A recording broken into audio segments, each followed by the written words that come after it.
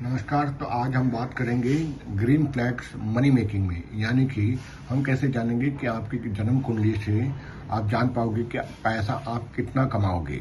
ऐसे कौन से शुभ योग हैं जो हम जान सकते हैं केवल अपनी जन्म कुंडली से। तो ऐसे तकरीबन 8 से 10 पॉइंटर्स बताऊंगा। तो पहला पॉइंटर की अगर बात करें तो ये जैसे मैंने मेष लग्न की कुंडली बनाई है, ठीक है। तो यहाँ द्वितीय भाव का स्वामी कौन हो गया? शुक्र हो गया। और यहाँ एकादश भाव 11th हाउस, इसका स्वामी कौन हो गया? इसका स्वामी हो गया शनि। अब पहला जो योग है वो हम कहेंगे राशि परिवर्तन योग, यानी कि ये शुक्र की यहाँ लॉर्ड है वो यहाँ पे शनि के इसमें आ जाए, यानी शुक्र यहाँ बैठा दिया हमने। और शनि जो एकादश भाव का प्रॉफिट एंड लॉस का जो जोन का स्वामी है वो बैठ जाए दूसरे भाव में, यानी यहाँ पे आ गया शनि महाराज। अब ये जब कॉम्बिनेशन बनता है तो ये बहुत ही शक्तिशाली धन योग बनता है। इसको हम कह सकते हैं राजयोग, शक्तिशाली धन योग। तो ये जब कॉम्बिनेशन बनते हैं तब भी काफी अच्छा पैसा आता है। कब? जब मान लो ये केस में जब शुक्र की महादशा में शनि का अंतर आएगा, या शनि के महादशा में शुक्र की अंतरदशा आएगी, या फिर गोचर में शनि और शुक्र का कनेक्शन बनता है उस जातक में, तभी ये धन योग एक्टिवेट हो जाएगा, ठीक है। पर साथ में ये भी देखना है कि शनि, राहु, केतु, शुक्र की कोई नेगेटिव प्लैनेट की, मैलिफिक प्लैनेट की यहाँ पे दृष्टि ना पड़े इन दोनों के ऊपर में, तो ये योग खारिज ना होके ये पूर्ण एक्टिव हो जाएगा। तो ये बात मैंने कही पहले योग की। अब दूसरा है दूसरे भाव में बलवान गुरु या शुक्र बैठ जाए, यानी मान लीजिए यहाँ पे शुक्र, यहाँ वीनस बैठ जाता है जो स्वग्रही हो गया ये केस में। तो स्वग्रही होने के कारण ये बहुत ही ज्यादा बलवान हो गया। और या शुक्र बैठ जाए या यहाँ पे गुरु बैठ जाए, तब ये केस में भी बहुत ही पावरफुल हो जाता है। और इसके ऊपर में कोई नेगेटिव प्लैनेट का बैठना। अब मैंने एक और चीज यहाँ बता रहा हूँ, जहां मैंने शुक्र की बात की, शुक्र यहाँ बैठ जाए या इवन यहाँ पर भी बैठ जाए, ये दोनों ही लक्ष्मी योग माने जाते हैं। जब सेकंड हाउस में या फिर 12th हाउस में शुक्र बैठता है, वो भी स्वग्रही होकर, तो बहुत ही पावरफुल बन जाता है। उसको लग्जरी, उसमें लाइफ में सारी सुखों के साधन उसको मिलते हैं, अपने आप उसके सारे काम होने लगते हैं। तो पर ये कब होता है? जब हम देखते कि सेकंड हाउस के अंदर में या 12th हाउस के अंदर में शुक्र स्वग्रही होकर बैठ जाए, और वैसे भी यहाँ बलवान हो जाए या उच्च का होकर बैठ जाए, तब भी हम कह सकते हैं कि इसको पैसे की कभी कमी नहीं रहेगी। अब हम बात करेंगे तीसरे भाव के ऊपर में। तीसरा भाव यानी तीसरा सूत्र मैं बोलता हूँ वो है जब भी नाइन्थ हाउस, नवम भाव या 10th हाउस, इसका कनेक्शन दूसरे भाव से बन जाता है या उसके ऊपर दृष्टि बैठ जाती है। जैसे ये केस में दसम भाव का स्वामी कौन है? यहाँ पर दसम भाव का स्वामी है शनि।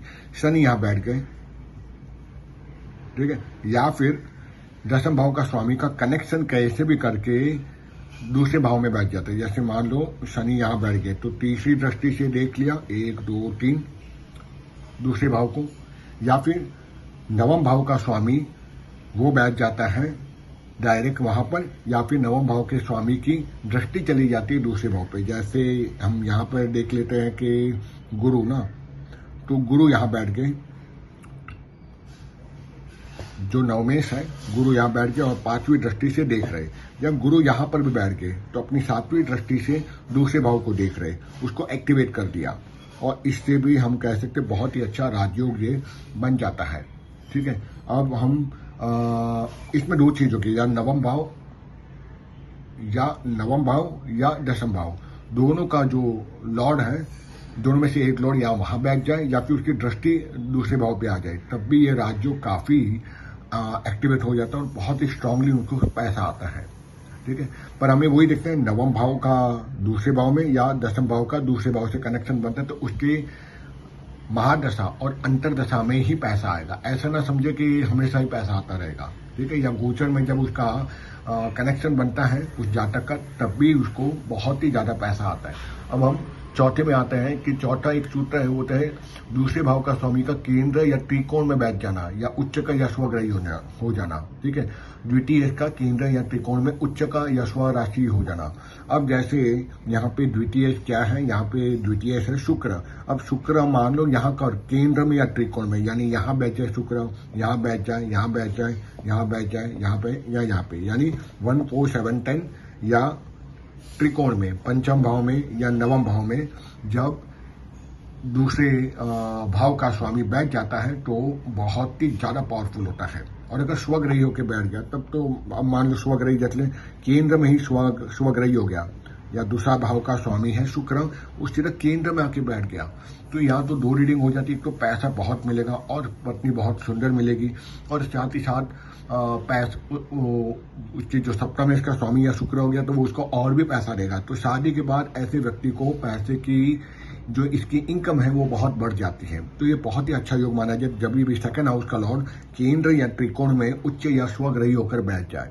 तो ये बात रही ये सूत्र की। अभी हम बात करना चाहेंगे अगले सूत्र की।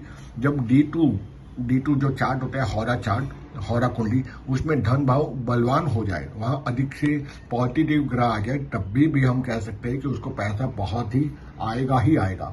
अब अगला है छठा सूत्र है गुरु का दूसरे भाव में पंचम या नवम दृष्टि से देखना। ऑलरेडी मैंने बता चुका हूं, जैसे पंचम दृष्टि गुरु का देखेंगे जब वो दसम भाव में बैठ जाएंगे, यहां से 1 2 3 4 और 5 पंचम दृष्टि से जब वो देखते हैं सेकंड हाउस को तब भी बहुत ही, या नवम दृष्टि की अगर बात करूं तो गुरु यहां बैठ गए।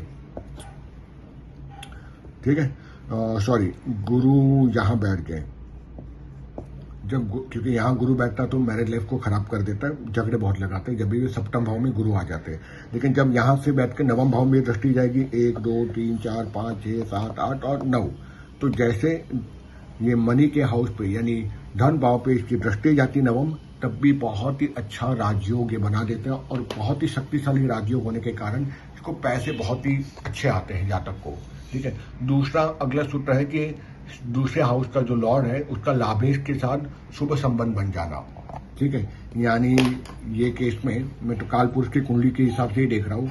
यहाँ शुक्र है उसका और नवमेश कौन है, यहाँ पे उसका संबंध बन जाए, यानी नवमेश है यहाँ पे गुरु।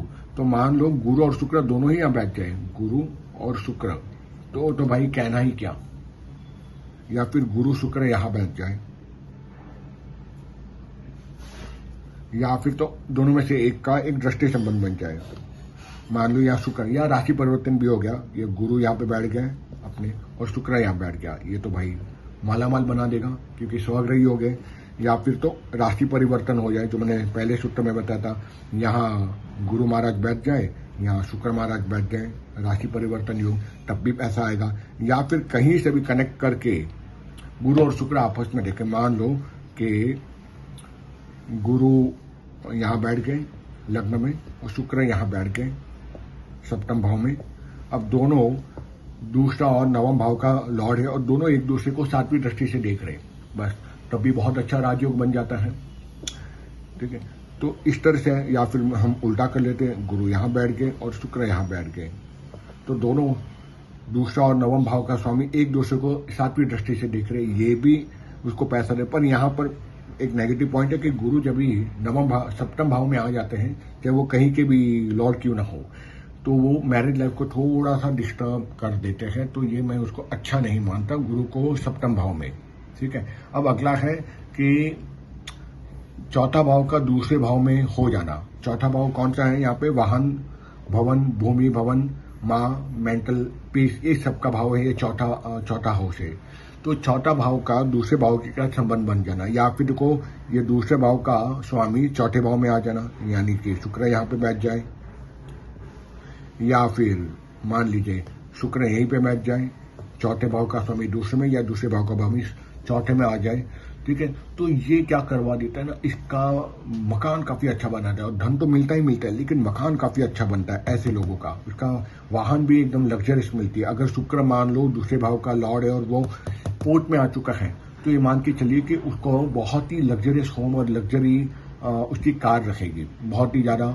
और अंतिम में अगर मैं बात करूं नौवीं सूत्र की, तो आता है क्या कहेंगे उसको, वर्गोत्तमी, यानी ये जो दूसरा भाव का जो लॉर्ड है वो D9 में भी वर्गोत्तमी बन जाए। मान ली आपने वर्गों पे देखा होगा, ऐसे स्क्वायर बन जाता है। मान लो गुरु वर्गोत्तमी है तो आप देखोगे स्क्वायर का सिंबल रहेगा। जब आप एस्ट्रोस्टेज या कोई भी कुंडलियां इसमें देखते हो तो स्क्वायर लिखा हो, यानी ये वर्गोत्तमी हो जाए। तो ऐसे ही जब सेकंड का लॉर्ड वर्गोत्तमी बन जाता है, ठीक है, तो तभी भी बहुत ही ज्यादा पैसा देता है। तो ये काफी अच्छा सूत्र मैं मानता हूं। अगर काफी अच्छे सूत्र आज मैंने बताए हैं, तो अगले एपिसोड में हम बात करेंगे कि कौन से ऐसी रेड फ्लैग है एस्ट्रोलॉजी में जिसके कारण पैसे चले जाते हैं। आज तो मैंने ग्रीन फ्लैग के बारे में बात की, अगले एपिसोड में हम रेड फ्लैग्स में बात करेंगे मनी और फाइनेंस को लेकर। आई होप आपको ये छोटा सा 10-15 मिनट का जो 12 मिनट का मेरा एपिसोड है अच्छा लगा होगा। तो कमेंट कीजिएगा और क्या जानना चाहते हैं कमेंट्स में मुझे बताइए। Thank you very much. मिलते हैं एक नए टॉपिक पर अगले हफ्ते।